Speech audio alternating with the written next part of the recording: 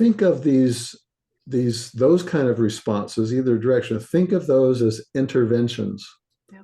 So now, rather than preventing problems because I have a machine that regulatory manages everything and keeps me or returns me to balance, instead I'm intervening. When something goes wrong, I'm intervening. I've got an intervention. I'm layering up or putting a fan in front of me or something.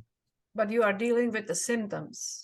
I'm dealing with the outcomes and the symptoms rather than the core thing. And so I have a phrase that says, awaken the inner doctor. So in the cell, I want to turn on the processes that restore me or put me back into balance.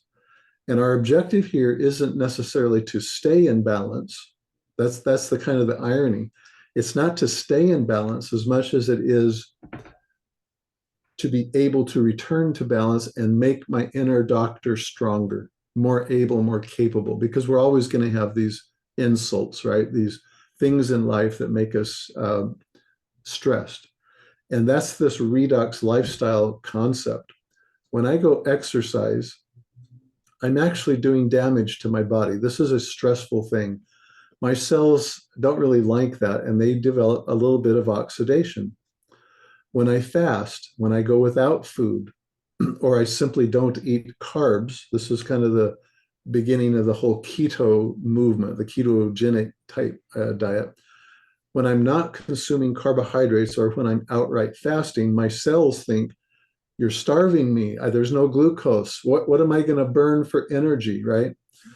And that's stressful, and that creates a little bit of oxidation in the cell.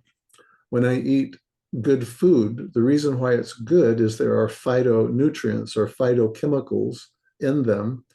Some people call them nutraceuticals, but these are chemicals that are made in plants that in their world defend themselves against their predators, that when we eat, they aren't necessarily toxic. We call them subtoxic, but they provoke a mild bit of oxidation in the cell, such that I feel a little bit of stress. Mm-hmm.